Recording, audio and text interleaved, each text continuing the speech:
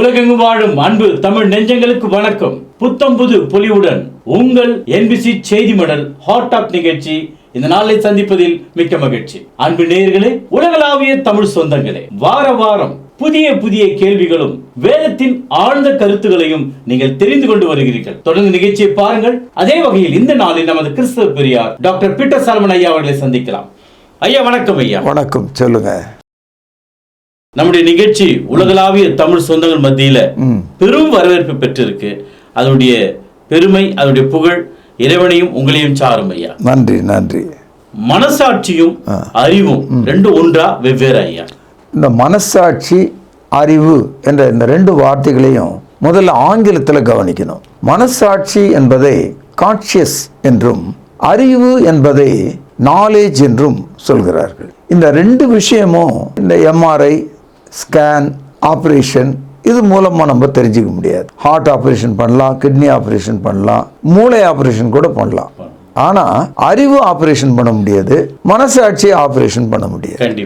ஆக மனித கண்களுக்கு புலப்படாத ஒரு இயக்கம், ஒரு சப்ஜெக்ட் அது. அதாவது மனசாட்சி என்பது என்ன, அறிவு என்பது என்ன? இந்த மனசாட்சியும் அறிவும் ஒன்றை ஒன்று அக்காள் தங்கை போல, அண்ணன் தம்பி போல செயல்படுகிற ஒன்று. ஆனால் ரெண்டு ஊரை இணைக்கிற ஒரு பிரிட்ஜ், ஒரு பாலம். அது மாதிரி இந்த அறிவையும் மனசாட்சியும் செயல்படுவதற்கு தேவ நீதி, அதாவது த ஜஸ்டிஸ் அல்லனா ரைச்சியஸ்னஸ், இது நமக்கு தேவை. இந்த தேவ நீதியை கடவுள் சத்தியத்தின் வழியாக நமக்கு தருகிறார். அப்போ to connect conscious and knowledge, there is a bridge called truth. Without the bridge, the truth, you cannot connect the knowledge and the consciousness. ஆகவே இன்று அறிவு பெருத்த இந்த நவீன காலத்தில் மருத்துவ முறையில் குவாண்டம் மெக்கானிக், இன்னும் நானோ சயின்ஸ் என்ற அளவில் மனிதர்கள் ஆராய்ச்சி செய்வதை நம்ம பார்க்கிறோம். அதாவது இரத்த நாளங்கள் வழியாக ஒரு சிறிய கேமராவை அனுப்பி படம் எடுக்கிற அளவுக்கு மருத்துவம் முன்னேறி இருக்கிற இந்த காலத்தில் அறிவை தேடி பிடிக்கும் ஒரு கருவியோ மனசாட்சியை விளக்குவதற்கான ஒரு கருவியோ கிடையாது. இப்படி சொல்லலாம், மனசாட்சி என்பது ஒரு சேமிப்பு கிடங்கு. நம்முடைய மனதில் நம்முடைய எண்ணங்கள் வழியாக சேமித்து வைக்கிற ஒரு இடம். அந்த அறையில் என்ன இருக்கிறது, அதாவது கம்ப்யூட்டரில் மெமரி என்று சொல்றாங்க. அந்த மாதிரி அந்த மெமரி கூட ஒரு அளவுக்கு தான் அது உள்ள நம்ம வைக்க முடியும், ஒரு கம்ப்யூட்டருக்குள்ள. அது மாதிரி அளவற்ற மெமரியை நம்முடைய மனது அறிவின் செய்தியாக மாற்றி மனசாட்சிக்குள்ள வைத்திருக்கிறது. அதாவது மனசாட்சி என்ன செய்கிறதுனா, அறிவு காண்பிக்கிற படத்தை நம்முடைய மனதுக்கு காட்டுகிறது. அதாவது the consciousness like a mirror reflects the thoughts of your knowledge. அதாவது உங்கள் அறிவிலே சேமிக்கப்பட்டிருக்கிறவைகளை திரும்ப காட்டுகிற ஒரு கண்ணாடியை போல மனசாட்சி இருக்கிறது. நம்ம வீட்டில் இருக்கிற கண்ணாடியை கீழே போட்டு உடைச்சிட்டோம்னா நம்ம முகம் ஒவ்வொரு சில் துண்டில் தனித்தனியாக உடைஞ்சு போன துண்டில் நம்ம முகம் தெரியும். அதாவது ஒரு கண்ணாடி முழு முகம் தெரிஞ்சுது, ஒரு 10 துண்டாக உடைஞ்ச போது 10லும் நம்முடைய முகம் தெரியும்.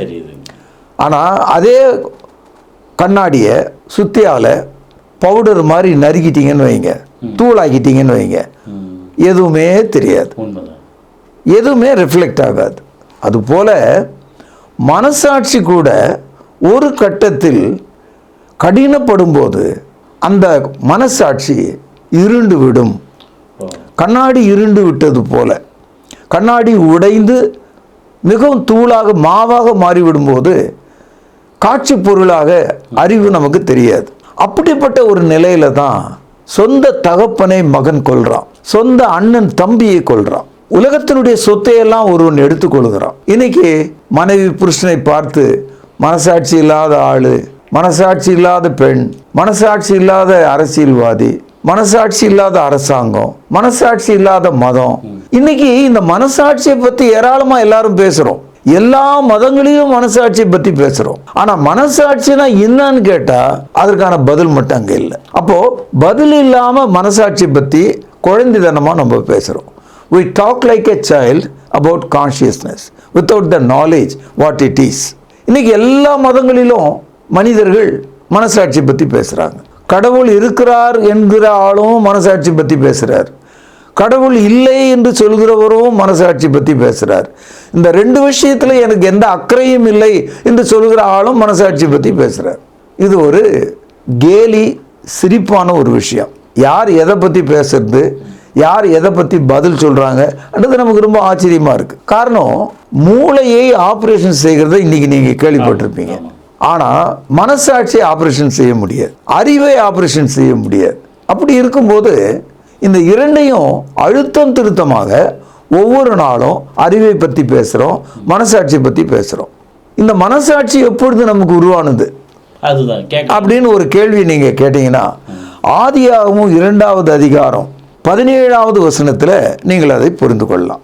ஆனாலும் நன்மை தீமை அறியத்தக்க விருட்சத்தின் கனியை புசிக்க வேண்டாம், அதை நீ புசிக்கும் நாளிலே சாகவே சாவாய் என்று கட்டளையிட்டார். அதாவது the first knowledge and the consciousness என்னைக்கு மனிதனுக்கு வருதுன்னு சொன்னால், ஆதாம் ஏவாளை தேவன் படைத்து விட்ட பிறகு அவர்களுக்கு தமது நீதியின் சட்டம், அந்த அறிவை அவர்களுக்கு கொடுக்கிறார், அந்த நீதி சட்டத்தை வழங்குகிறார். கிறிஸ்தவத்தில் இந்த பகுதி எல்லாரும் படிக்கிறாங்க. ஆனால் இந்த பகுதி எதை காட்டுதுன்னா, ஆதாம் ஏவாள் அவர்கள் மனிதர்களாக இருக்கிறாங்க, மகிழ்ச்சியாக இருக்கிறாங்க, ஆனால் அவர்களுக்கு அறிவு, அந்த மனசாட்சி என்ற அந்த ஒரு விஷயம் செயல்படலை. எப்போ செயல்படுதுன்னா, நீங்கள் அதை உடைக்கும் போது அல்லது தேவனுடைய சட்டத்தை மீறும்போது. நன்மை தீமை என்பது அந்த அறிவுக்கும் மனசாட்சிக்கு இடையில் இருக்கிற ஒரு தடை சட்டம் போல இருக்கு. அப்போ when you break the law of right and wrong, immediately the knowledge and the consciousness functions together. அது முதற்கொண்டு தான் செயல்படுது. அது முதற்கொண்டு செயல்பட்டதனால்தான் தாங்கள் பாவிகள் என்று உணர்ந்த உடனேயே ஆதாம் ஏவாள் தாங்கள் நிர்வாணிகள் என்று தெரிந்து கொண்டாங்க. அது அறிவு. அந்த நிர்வாணத்தை மறைப்பதற்காக அவர்கள் பெரும் இலைகளை அறுத்து தங்கள் அறைகளில் உடலை மறைத்து கொள்ள அவர்கள் கட்டினார்கள், பிறகு ஒளிந்து கொண்டார்கள் என்ற தகவல்லாம் நாம் படிக்கிறோம். இதெல்லாம் அறிவை சார்ந்த விஷயம். ஆனால் இவைகளெல்லாம் செய்ய தூண்டுவதாக அவருடைய மனசாட்சி இருக்கு. தேவன் அவர்களை, ஆதாமே நீ எங்கே இருக்கிறாய் என்று கேட்கும்போது, ஆதாம் அதை எப்படி புரிந்து கொண்டான்னா அவனுடைய மனசாட்சியின் வழியா, அவனுடைய அறிவின் வழியா புரிஞ்சுக்கிட்டான். இன்றைக்கும் மனிதர்கள் மத்தியில் ஒருத்தர் பார்த்து நல்லா இருக்கியா, எப்படிப்பா இருக்க அப்படின் போது நாம் அவர்களுக்கு எதிராக ஒரு குற்றம் இழைத்திருந்தால், பாவம் செய்திருந்தால் அது நமக்கு உள்ளே வலிக்கும். அந்த வலி நம்மால் தாழ முடியாமல் போயிடும். முகத்தை மறைச்சிக்குவோம், திருப்பிக்குவோம், பேச முடியாமல் தவிப்போம். அந்த நிலை ஏற்பட்டது. அதனால மனசாட்சி என்பது நம்முடைய மனதுக்குள் அறிவை வெளிப்படுத்தக்கூடிய, பிரதிபலிக்கக்கூடிய ஒரு கண்ணாடியை போல இருக்கு.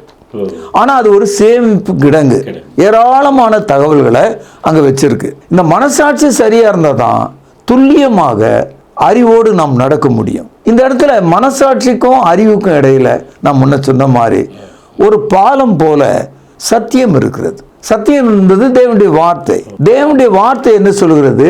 நீ இதை செய்தால் செத்து போவாய் என்று கடவுள் சொல்றார். அப்போ அது தேவனுடைய வார்த்தை. அப்போ தேவனுடைய வார்த்தை என்பது தான் தேவனுடைய நீதி அல்லது சத்தியம் என்று அழைக்கப்படுகிறது. அப்போ இந்த சத்தியத்தை நீ மீறும் போது, when you break the bridge, அந்த இரண்டு ஊருக்கு இடையில் இருக்கிற பாலத்தை பாம்பு வைத்து தகர்த்து விட்டால் ரெண்டு ஊரும் சேர முடியாது. அதுபோல நம்முடைய மனதில் பாவம் என்ற ஒன்று வைத்து வெடிக்கும் போது நமக்கு நம்முடைய மனசாட்சியும் அடிபடுது, நம்முடைய அறிவும் அடிபடுது. இறைவனும் மனிதனும் பிரிந்து விடுகிறார்கள்.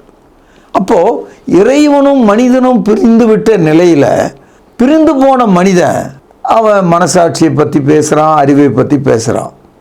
அது தேவன் அவனுக்கு கொடுத்த வரங்களில் ஒன்று. It is God given gifts. ஆனால் அந்த மனசாட்சியினால் அவனை ஒழுங்குபடுத்திக்கொள்ள முடியல, அவனுடைய அறிவால் அவனால் திருத்தி கொள்ளவும் முடியல. இப்படிப்பட்ட ஒரு நிலையில் மனிதர்கள் தள்ளப்பட்டிருக்காங்க. அதனால்தான் பைபிள் என்ன சொல்லுது, ரோமர் 3ஆம் அதிகாரம் 23வது வசனத்தில் எல்லாரும் பாவம் செய்து தேவ மகிமையற்றவர்களானார்கள். இது ஒரு பாப்புலர் வேர்டு, எல்லாரும் தெரிஞ்சது. இந்த இடத்துல எல்லாரும் என்ற சொல்லுக்குள்ள ஆதாம் இருக்கிறார், நீங்களும் நானும் இருக்கிறோம். எல்லாரும் பாவம் செய்து, அதாவது அந்த பிரிட்ஜ் உடைஞ்சு போச்சு, தேவனுக்கும் மனுஷனுக்கு இடையில் இருந்த அந்த பாலம் உடைஞ்சிடுச்சு. பாவம் செய்து தேவ மகிமை இழந்து விட்டார்கள். இந்த இடத்துல மனசாட்சியும் அறிவையும் சிறப்பு சொல்லாக மகிமை என்ற ஒரு சொல் தாங்கி இருக்கிறது நீங்க பார்க்கலாம். they lost the glory of God. ஆக நல் மனசாட்சியும் நல்ல அறிவும் தேவனுடைய மகிமையாக இருக்கிறது. நல் மனசாட்சியாகிய இந்த விசுவாசத்தை, இந்த மகிமையை மக்கள் புறக்கணிக்கும் போது அவர்கள் உடைந்த கப்பலை போல கடலிலே கொஞ்சம் கொஞ்சமாக மூழ்கி அடையாளம் தெரியாமல் கடலின் ஆழத்தில் நித்திய அழிவிலே அவர்கள் சிக்கிக்கொள்வதை நீங்கள் பார்க்கலாம். இதுல ஒரு கொடுமை என்னன்னா, எல்லா மதங்களிலும் மனசாட்சியை பத்தி ஏராளமா பேசுறாங்க, அறிவை பற்றி ஏராளமா பேசுறாங்க, கடவுளை தோள் மீது வைத்து உயரமாய் காண்பிக்கிறாங்க, கடவுள் வசிக்கிற இடமாக மலைகளை தேர்ந்தெடுக்கிறாங்க. நல்லது, அப்படி என்ன வேணா நீங்க செய்யுங்க. ஆனால் உங்கள் மனசாட்சியை, உங்கள் மெய்யான அறிவை தேடாத வரையில நீங்கள் ஒரு கடவுளற்ற மக்களாக தான் இருக்கிறீங்க. நீங்க எத்தனை கடவுளை வேணா உற்பத்தி பண்ணீங்க, நீங்க எவ்வளவு இறை வணக்கம் உடையவர்களாக கூட இருங்க. ஆனால் உங்களுக்கு உங்கள் மனசாட்சியையும் உங்கள் அறிவையும் தூய்மைப்படுத்தக்கூடிய சத்தியத்தாண்டை வராத வரைக்கும் உங்களுடைய மனசாட்சியை சீர்படுத்த முடியாது. மனசாட்சி கடவுள்னு சொல்லலாம் ஐயா. மகா பயங்கரமான பாவமான ஒரு சொல்லு. காரணம், தேவன் மனிதனுக்கு மனசாட்சியையும் அறிவையும் தந்திருக்கிறார். கடவுள் இல்லாம மனசாட்சியும் அறிவும் இல்லை.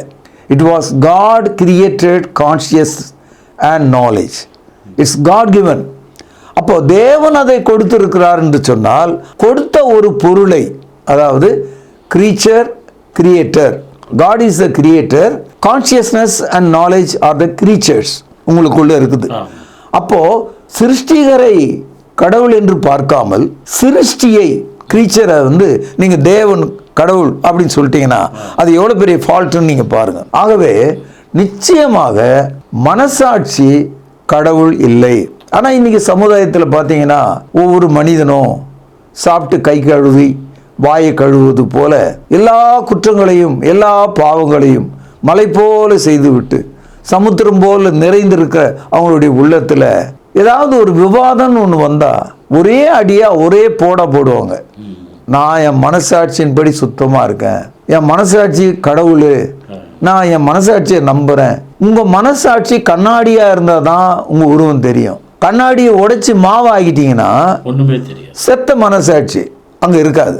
ஆகவே கடவுளை மனசாட்சியோடு ஒப்பிடக்கூடாது. எந்த ஒரு சூழலிலும் மனசாட்சி கடவுளாக பைபிளில் போதிக்கப்படவில்லை. There is nowhere in the entire Bible your conscience is called as God. God is greater than your consciousness. நான் ஒரு வசனம் எடுத்து உங்களுக்கு காண்பிக்கிறேன். 1 யோவான் 3வது அதிகாரம் 20வது வசனம். நம்முடைய இருதயமே நம்மை குற்றவாளிகளாக தீர்க்குமானால் தேவன் நம்முடைய இருதயத்திலும் பெரியவராயிருந்து சகலத்தையும் அறிந்திருக்கிறார். பிரியமானவர்களே, நம்முடைய இருதயம் நம்மை குற்றவாளிகள் என்று தீர்க்காதிருந்தால் நாம் தேவனிடத்திலே தைரியம் கொள்ளலாம். அதாவது என்ன சொல்றாரு, God is greater than your conscience. அப்படி இருக்கும்போது உங்களுடைய கான்சியஸ் சரியா இருந்தா, தேவ நீதியின்படி சத்தியத்தின்படி நடக்கிறதா இருந்தா நீங்கள் தேவனிடத்தில் அன்பு கொள்ளலாம். அப்போ ஜீவனுள்ள ஒரு தேவனை தெரிந்து அவருடைய சட்டமாகிய நீதியையும் சத்தியத்தையும் நீங்கள் விளங்கி கொண்டு வாழ்ந்தால் உங்கள் மனசாட்சி சீராக இருக்கும், இல்லைன்னா இல்லை. ஆகவே எந்த ஒரு சூழ்நிலையிலும் இந்த உலகத்தில் பிறந்த எந்த ஒரு தலைவனும் எந்த ஒரு மதிப்புக்குரிய மனிதனும் நோபல் பரிசு வென்ற மனிதனும் இந்த உலகத்தையே தன்னுடைய வாயின் வார்த்தைகளால் கவிதைகளால் எழுத்துக்களால் புத்தகமாக எழுதி போட்ட மனிதர்களும் யாராக இருந்தாலும் சரி, no one can escape without God's truth. தேவனை பற்றிய சத்தியத்தை அறியாத மனிதன் சுக்கு நூறாக மாவாக போன மனசாட்சியையும் இருள், அங்கே வெளிச்சமே இல்லை. ஆக அறிவில்லாத ஒரு நிலையும் உடையவர்களாக இருப்பாங்க. இன்றைக்கும் வருஷந்தோறும் ஒரு 10 பேருக்கு நோபல் பரிசு கொடுக்குறாங்க. அந்த 10 பேரும் கண்டுபிடிச்ச விஷயங்களை நம்ம நினைச்சு கூட பார்க்க முடியாது. அவ்வளோ அருமையான காரியங்களை இந்த உலகத்தில் அவங்க செய்கிறாங்க. அவர்களுக்கு இவ்வுலகத்துக்குரிய அறிவு இருக்கிறது, இவ்வுலகத்துக்குரிய ஒரு சிந்தனை இருக்கிறது, தாட் அவங்களுக்குள்ள இருக்கு. ஆனால் பைபிள் போதிக்கக்கூடிய அந்த மனசாட்சின்னு ஒன்று சொல்றீங்களே, நீங்கள் நீதிமன்றத்தில் போய் நீதிபதி உங்களை குற்றவாளின்னு சொல்லும் போது, ஐயா என் மனசாட்சிப்படி நான் குற்றவாளி இல்லைன்னு சொன்னா அவன் ஒத்துக்க மாட்டான். முதல்ல இறங்கு, 2 போலீஸ்காரன் உடனே வந்து பிடிச்சுக்குவான், நம்மள சிறை அறையை நோக்கி நம்மளே தள்ளி கொண்டு போவோம். அப்போ மனசாட்சியை நீங்க வந்து நீதிமன்றத்தில் கம்ப்ளீட் பண்ண முடியாது. அதாவது you cannot put your consciousness as a defense before the court of law. அப்போ அந்த நீதிமன்றத்தை விட பெரிதாக மனசாட்சி இருக்கிறது. அது உங்களுக்கு மட்டும்தான் தெரியுது, அது அவங்களுக்கு தெரியல. அப்போ உங்களுக்கே தெரிகிற ஒரு மனசாட்சியை தேவனுக்கு தெரியும்படி நம்ம காட்டும். அதுதான் பைபிள் சொல்லுகிற மனசாட்சி. ஐயா, மனசாட்சி என்பது தேவனுடைய சத்தியத்தின்படி இருக்கு அப்படின்னு ஒரு தெளிவான ஆதாரத்தை தரீங்க. ஆமா, அறிவை பற்றி சில குறிப்புகளை சொன்னா நல்லா இருக்கு ஐயா. இப்போ ஆங்கிலத்தில் நாலேஜ் என்ற ஒரு வார்த்தையை படிக்கிறீங்க. அதுல 2 இருக்கு. அதாவது நோயிங், அப்புறம் ஏஜ். நோயிங், ஏஜ், அதை தான் நம்ம வந்து சேர்த்து நாலேஜ்னு சொல்றோம். அறிவு என்பது தமிழ்ல சொல்றதா இருந்தா அறியப்படுவதால் வருவது அறிவு. இப்போ ஒரு குழந்தை இருக்கு, விளக்கு எரியுது அல்லது தீப்பற்றி தரையில் ஏதோ ஒன்று எரியுது. சின்ன குழந்தை அழகாக அது எரியுதுன்னு சொல்லிட்டு அப்படியே தவழ்ந்து வந்து அதில் கை வைக்க பார்க்கும். அந்த குழந்தை அந்த நெருப்பத்தோட வரும்போது அறிவுடைய தாய் அல்லது அந்த வீட்டில் உள்ளவங்க குழந்தைய தூக்குவாங்க. அந்த இடத்துல அந்த குழந்தைய ஏன் நம்ம தூக்குறோம்னா அதுக்கு அறிவு இல்லை. ஏன் தூக்குற ஆளுக்கு அறிவு இருக்குன்னா அவன் ஏற்கனவே இந்த நெருப்புல கையை வச்சவன் விரல் வந்து அப்படியே சுற்றுறதையும் புண்ணானதையும் அவன் பார்த்துருக்கான். அப்போ அறிவு என்பது அறியப்படுவதால் வருவது. அப்போ அறியப்படாத நிலையில ஒன்று இருந்தா அது அறியாமை. அப்போ அறிவு ஆப்போசிட் வேர்டு வந்து அறியாமை. அப்போ அறியாமை என்பது வாழ்க்கை முழுவதும் இருக்கு. இப்போ நம்முடைய பிள்ளைகளை பள்ளிக்கூடம் அனுப்புகிறோம். அவங்க வந்து +2 கல்லூரிக்கு வரும்போது நிறைய விஷயங்களை கற்றுக்கொள்றாங்க. அறியாமையிலிருந்து அவர்கள் அறிவுக்கு வராங்க. அதனால அறிவு என்பது இருளில் ஏற்றப்பட்ட ஒரு வெளிச்சத்தை போல இருக்கு. Knowledge is like a light, no knowledge it is a darkness. அறியாமை என்பது கார் இருள், அறிவு என்பது பேர் வெளிச்சம். ஆக வெளிச்சம் இல்லாத இடம் இருளா இருக்கும். ஆனா ஒரு விஷயம் என்னன்னா, அறிவை நாம் கற்றுக்கொள்ளலாம். நல்லா கவனிங்க, அறிவை நம்ம கற்றுக்கொள்ளலாம், எல்லாருக்கும் சொல்லி கொடுக்கலாம். அதுதான் ஸ்கூலில் படிக்கிறது பத்தாதுன்னு சொல்லி டியூஷன் சென்டருக்கு அனுப்புகிறோம். டியூஷனில் சொல்லி கொடுக்குறதும் பத்தாதுன்னு சொல்லி இன்னொரு டியூஷன் சென்டருக்கு அனுப்புகிறோம். நம்ம பிள்ளைகளை அறிவில் இந்த நீட் தேர்வுக்கு எப்படி பயிற்சி கொடுக்குறாங்க நீங்கள் பார்க்குறீங்க. அறிவை வந்து கூட்டிகிட்டே போகலாம். ஆனால் மனசாட்சியை நான் சரி பண்ணுறதுக்காக நான் டியூஷனுக்கு போகிறேன் சொல்ல முடியுமா? மனசாட்சியை நான் சரி பண்ணுறதுக்காக நான் யோகா பண்ணுறேன் உன்னால் சொல்ல முடியுமா? யோகா உடலுக்கு தான் உதவும், உன் மனசாட்சிக்கு உதவாது. You can correct your physical body by yoga, but you never train, never attain to reach your consciousness. உன்னுடைய மனசாட்சியாண்ட நீ கிட்ட போக முடியாது. மனதை ஒருமுகப்படுத்துறதுன்றாங்களே. அதாவது இந்த இடத்துல மனதை ஒருமுகப்படுத்துதல் என்பது இந்த உலகத்தில் அறிவை சார்ந்த விஷயத்தில் ஒருமுகப்படுத்துகிறோம். மனசாட்சி நீ ஒண்ணுமே பண்ண முடியாது. மனசாட்சி என்பது எதிரொலிக்கும் ஒரு கண்ணாடி, அவ்வளவுதான். It's a reflector. மனசாட்சி என்பது தனியாக ஒன்றும் செயல்படல. ஆனால் அந்த மனசாட்சியை தேவன் ஒவ்வொருவருடைய மனதிலும் சொருகி வைத்திருக்கிறார். அவன் பிறக்கும் போதே God implant the conscious as a mirror in the brain. அவனுடைய மூளையில எண்ணங்களை பிரதிபலிப்பதற்காக மனசாட்சி ஒரு கண்ணாடி போல எதிரொலிக்கும் கண்ணாடியை வச்சிருக்கார். அதனால இந்த மனசாட்சியை வளர்க்கவோ பெருக்கவோ சரி பண்ணிக்கவோ எந்த இடத்துக்கு நீங்க போக முடியாது. ஒரே ஒரு இடம் தான் இருக்கு. அது என்னன்னா, இந்த பாருங்க, தமிழ்ல மனசாட்சின்னு சொல்றோம் இல்லையா, அதே மாதிரி இன்னொரு வார்த்தை இருக்கு, மனஸ்தாபம். இந்த 2 வார்த்தையும் நம்ம யூஸ் பண்றோம், கவனிச்சிங்களா? அப்போ பைபிள் முழுக்க இந்த மனஸ்தாபத்தை பத்தி நிறைய போட்டுக்குது. இந்த மனஸ்தாபம் என்ற வார்த்தையை தான் மெட்ரோமேனியா அப்படின்னு கிரேக்க மொழியிலும், ஆங்கிலத்தில் ரிப்பன்டன்ஸ் அப்படின்ற ஒரு வார்த்தை, ரீமோர்ஸ் என்ற ஒரு வார்த்தை கூட இருக்கு. அதாவது மனம் திரும்புதல் மனசாட்சியை சரி பண்ணுகிறது. கண்ணீர் விட்டு மனம் திரும்புகிற ஒரு மனிதன் கரை படிந்து இருண்டு போன மனசாட்சி ஆகிய அந்த கண்ணாடியை துடைத்து புகை நீக்கி வெளிச்சத்தை எதிரொலிக்கும் ஒன்றாக மாற்றி விடுகிறான். இதான் நடக்குதாங்க, மனசாட்சியினுடைய வேலை. காரணம் என்னன்னா, நீங்க எப்போ தேவ சட்டத்தை, நீதியை, சத்தியத்தை உடைக்கிறீர்களோ, மீறுகிறீர்களோ, இமீடியட்டா உங்களுடைய மனசாட்சி வந்து ஃபங்க்ஷன் ஆகுது. அந்த மனசாட்சி கேட்குது, ஏன் இதை செய்தாய், தேவ சட்டத்தை மீறினாய். நம்ம ஊர்ல ஒரு கதை இருக்கு.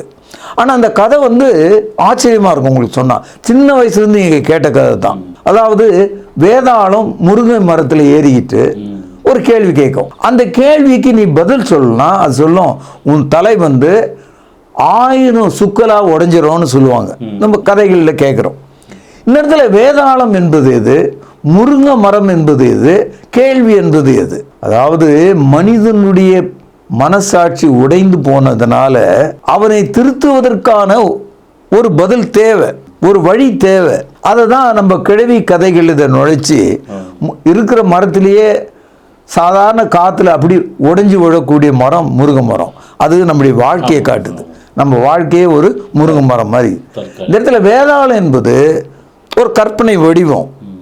மனிதனை பார்த்து மனசாட்சி கேட்குது, ஏன் இப்படி என்ன பண்ண, ஏன் இப்படி மீறின, ஆதாம் ஏவாள் ஏன் பாவம் செய்யும்படி மீறினார்கள். இந்த கேள்வி அவங்க காதுல அவன் வாழ்நாள் முழுவதும் கேட்டுக்கிட்டே இருந்திருக்கும் இல்லையா? இன்னைக்கு நாம வந்து நம்முடைய மனைவிக்கு விரோதமா, நம்முடைய புருஷனுக்கு விரோதமா, நம்முடைய சமுதாயத்துல குற்றவாளிகளா இருக்கும்போது அவன் மனசாட்சி அவனை வாதிக்குதுன்னு சொல்றாங்களே, அதுதான் இந்த கதை. குத்துதுன்னு சொல்றாங்களே, பிரிட் இன் தர் ஹார்ட்ன்றான். அதுதான். இதை ரோமருக்கு எழுதிய நிருபத்தில் ரொம்ப சிறப்பாக ஆவியானவர் நமக்கு சொல்கிறாரு. நான் வாசிக்கிறேன் பாருங்க. இதை நீங்கள் பைபிளில் மார்க் பண்ணி படிக்கணும். ரோமருக்கு எழுதிய நிருபம் 2வது அதிகாரம் 15வது வசனம். இது ரொம்ப முக்கியமான ஒரு வசனம். அவர்களுடைய மனசாட்சியும் கூட சாட்சியிடுகிறதுனாலும் குற்றம் உண்டு குற்றமில்லை என்று அவருடைய சிந்தனைகள் ஒன்றை ஒன்று தீர்க்கிறதுனாலும் நியாய பிரமாணத்திற்கு ஏற்ற கிரியை தங்கள் இருதயங்களில் எழுதியிருக்கிறது என்று காண்பிக்கிறார்கள். இது ரொம்ப முக்கியமான வலுவான ஏராளமான இறை கொள்கை, தியாலஜி இதுக்குள்ளே இருக்கிறது நீங்கள் பார்க்கலாம். அதாவது ஒவ்வொரு மனிதனுடைய இருதயத்திலும் தேவன் மனசாட்சி குறித்தும், சத்தியத்தை குறித்தும், அறிவை குறித்தும், வாழ்வை குறித்தும் விளங்கி கொள்ளக்கூடிய ஆற்றலை பதித்து வைத்திருக்கிறாராம். It has been planted. உனக்குள்ள அது பதிக்கப்பட்டு இருக்கிறது. அந்த தவறு நிகழ்ந்தால் அந்த பாலத்தை நீங்கள் உடைச்சிங்கன்னா, தேவ சட்டத்தை மீறினீங்கன்னா, தேவ நீதியை மீறினீங்கன்னா, உங்கள் இறுதி என்ன செய்தான், குற்றம் உண்டு குற்றம் இல்லை, கில்ட் ஆர் நாட் கில்ட் என்று நம்முடைய இருதயம் ஒன்றுக்கொன்று எதிராக பேசுகிறதாம். நமக்கே தெரியுன்றார். அப்போ மனசாட்சியை பற்றி பேசுகிற ஆளு எனக்கு கடவுள் இல்லைன்னு சொல்லி தப்பிச்சுக்க முடியாது. மனசாட்சியை பற்றி பேசுகிற ஆளு கைகளால் உருவாக்கப்பட்ட விக்கிரகங்களை கடவுள் என்று சொல்ல முடியாது. ஏன்னா உன் மனசாட்சி ஒரு சிலை கிடையாது, உன் மனசாட்சி ஒரு கோவில் கிடையாது. அப்போ மனிதர்கள் வணங்குகிற இந்த முறையிலேயே அவங்க மனசாட்சியில் எவ்வளோ கோணலாக இருக்காங்கன்றது நமக்கு தெரியுது. என்ன சொல்கிறாரு, சுவாபமாய் ஒரு வார்த்தைங்க இருக்கு, by nature. So everyone who are born on this earth, இந்த உலகத்தில் பிறந்த ஒவ்வொருவனுக்கும் சுவாபமாய் அப்படின்னா பை நேச்சர், கடவுள் நமக்கு இயல்பாக நம்முடைய உடலோடு இந்த சக்தியை பிணைத்திருக்கிறார். அதனால தான் ஒவ்வொருவரும் குற்றம் உண்டு எது, குற்றம் இல்லை எது என்பதை நம்மளால் தெரிஞ்சு கொள்ள முடியும். இதுக்காக நம்ம ஸ்கூல் போகணும், கல்லூரிக்கு போகணும், 10 பேர்கிட்ட கேட்கணும், 100 புத்தகங்களை படிக்கணும், கதை கேட்கணும் அப்படின்லாம் ஒன்றும் அவசியமே இல்லை. எந்த ஒரு மனிதன், அவன் காட்டுவாசியாக இருந்தாலும் சரி, தனி மனிதனாக காட்டில் பிறந்து வாழ்ந்தவனாக இருந்தாலும் சரி, யாராக இருந்தாலும் சரி, he has been given the consciousness to know right and wrong. சரி தவறு என்பதை தீர்மானிக்கும் ஆற்றலோடு இயல்பாகவே அவன் படைக்கப்பட்டிருக்கிறான். அதை தான் சொல்றாரு, அவளுடைய மனசாட்சியும் இந்த இடத்துல கான்சியஸ்னஸ்ன்றது இதுதான். அவருடைய மனசாட்சியும் கூட சாட்சியிடுகிறதுனாலும் குற்றம் உண்டு குற்றமில்லை என்று அவர்களுடைய சிந்தனைகள் ஒன்றை ஒன்று தீர்க்கிறதுனாலும் நியாயப்பிரமாணத்துக்கேற்ற கிரியை தங்கள் இருதயத்தில் எழுதியிருக்கிறது என்று காண்பிக்கிறார்கள். அதாவது என்ன சொல்றாரு, நியாயப்பிரமாணம்னா நீதி சட்டம். நீதி சட்டம் என்பது அறிவு. இந்த நீதி சட்டத்தை கடவுள் ஒவ்வொருவருக்கும் எப்படி உங்கள் வாயில் பல் இருக்கோ, நாக்கு இருக்கோ, கண் இருக்கும் முகத்தில், அது மாதிரி நம்முடைய மனதுக்குள்ள இந்த சட்டத்தை வச்சிருக்காரு. அதனால்தான் யாருமே நமக்கு சொல்லிக் கொடுக்க தேவையில்லை. நம்ம காகத்தை பார்க்குறோம், அதுக்கு ரொம்ப தாகம் எடுக்குது. ஒரு பானைக்குள்ளே தண்ணி இருக்குது, ஆனால் அடியில் இருக்குது. கல்லை தூக்கிட்டு வந்து குட்டி குட்டியாக அது உள்ளே போட்டு போட்டு தண்ணி மேலே ஏறி வரும்போது அந்த தண்ணீரை குடித்ததாக நம்ம கதைகளில் படிக்கிறோம். ஆனால் நிஜம் அது. ஆக ஒரு இயல்பாக இந்த உலகத்தில் உள்ள எல்லா ஜீவராசிகளும் தங்கள் உடலுக்கான தேவையை தேடிக்கொள்கிறது, எல்லா ஜீவராசிகளும். ஆனால் மனிதன் அதற்கு மேலாக உண்டாக்கப்பட்டிருக்கான். மனிதன் எப்படி உண்டாக்கப்பட்டிருக்கானா, தேவனுடைய சாயலிலும் அவருடைய ரூபத்திலும் அவருடைய ஆவியிலும் உண்டாக்கப்பட்டிருக்கானா. இந்த இமேஜ் ஆஃப் காட், இந்த லைக்னஸ் ஆஃப் காட், இந்த spirit of God man was created. ஆகத்தான் தேவனை போல நாமும் கூட மனசாட்சி அறிவையும் உடையவர்களாக இருக்கிறோம், தேடுகிறவர்களாக இருக்கிறோம், விரும்புகிறவர்களாக இருக்கிறோம். இந்த இயல்பு நமக்கு மட்டும்தான் இருக்கு. மற்ற எந்த ஒரு ஜீவராசிக்கும் மனசாட்சி அறிவு என்பது ரெண்டும் தேவையில்லை. செத்த மனசாட்சின்னு சொன்னீங்க. ஆமா, இந்த செத்த மனசாட்சி பற்றி சொல்லுங்களேன். செத்த மனசாட்சினா அதான் நான் முன்னமே சொன்ன மாதிரி ஒரு கண்ணாடி, அது முழுசாக இருக்கும்போது முழு உருவத்தை காட்டுது. அது 10 துண்டாக உடைஞ்சா கூட சின்ன அளவில் பாதி முகத்தையாவது நமக்கு காட்டும். ஆனால் அதே மனசாட்சியை மொத்தமாக மாவாக அரைச்சிட்டோம்னா தூளாயிடுச்சுன்னா ஒன்றுமே தெரியாது. அப்போ மனசாட்சியில் கண்டினியூவாக பிரேக் பண்ணிக்கிட்டே இருந்தோம்னா, நீதிக்கிட்டே இருந்தோம்னா, ஆழ்ந்த நிலைக்கு நாம் செல்லும்போது மாபெரும் குற்றவாளிகளாக, நம்மை திருத்த முடியாத ஒரு ஜென்மங்களாக, அழுது புலம்பினாலும் நாம் திருந்த முடியாத நிலைக்கு நம்ம தள்ளப்படுகிறோம். அதனால்தான் அப்படி தள்ளப்பட்ட ஒரு பையன்தான் காயின். காயினுடைய மனசாட்சி செத்து போச்சு. அவன் தன்னுடைய சகோதரனை அடித்து கொன்றான். அதை படிக்கும்போது பைபிளில் ஏதோ அந்த காலத்து ஒரு வரலாறு அப்படின்னு நம்ம நினைக்கிறோம். இன்றைக்கி நம்முடைய சமுதாயத்தை பார்க்குறோமே, தாய் தன்னுடைய குழந்தைய கள்ள உறவுக்காக தலைகாணி எடுத்து குழந்தையினுடைய வாய் மூக்கு மேலே வச்சு அமுக்கி கொல்றதை பார்க்குறோம். பெற்ற குழந்தையை கக்கூசில் போட்டு உள்ள திணிக்கிறத பார்க்கிறோம். கணவனை ஆட்களை வைத்து மண்டை உடைத்து அவனை சாகடிக்கிறத பார்க்கிறோம். கணவன் மனைவின் மீது பெட்ரோல் ஊற்றி எரிக்கிறத பார்க்கிறோம். இதெல்லாம் ஒரு உதாரணம் தான் சொல்கிறேன். அதாவது பாவ வஞ்சனையின் கடினம். They become hardened in their heart. Their conscience is dead. இந்த இடத்துல தாங்க கிறிஸ்தவ மார்க்கம்னு ஒன்று வருது உலகத்தில். எந்த ஒரு மனிதனையும் காப்பாற்றும்படி தேவன் அன்பு கூற ஆரம்பித்தார். ஏதேனிலே கைவிடப்பட்ட மனிதன் அவனை திரும்ப அழைக்கும்படி தேவன் தமது சொந்த குமாரனை மனிதனாகவே பூமிக்கு அனுப்புகிறார். God sent his only begotten son. எவன் ஒருவன் அவரை விசுவாசிக்கிறானோ, whoever believeth on him, அவன் கெட்டு போகாமல் அழியாமல் நித்திய வாழ்வை பெறும்படி அவரை இவ்வளவாய் அன்பு கூர்ந்து தந்தருளினார். So that he may not be destroyed, God gave him as a free love gift. எல்லா மனுஷனுக்கா. இதான் கிறிஸ்தவம்.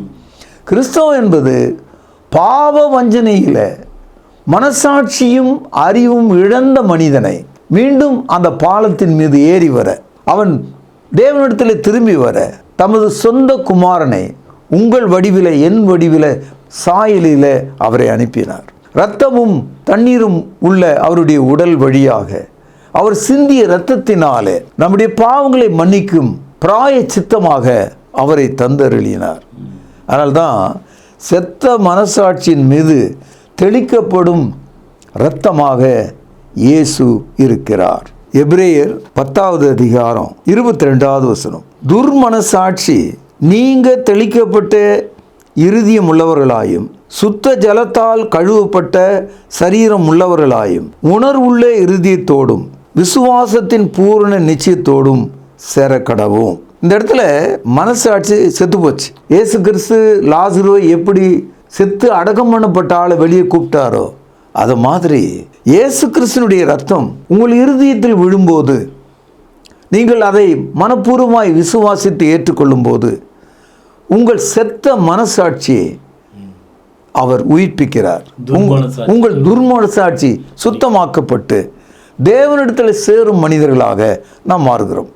ஏன்னா ஒரு சிங்கிள் கேள்வியில் வாட் இஸ் கிறிஸ்டியானிட்டினா, Christianity is a religion of reviving your lost consciousness and receiving the true knowledge about your life.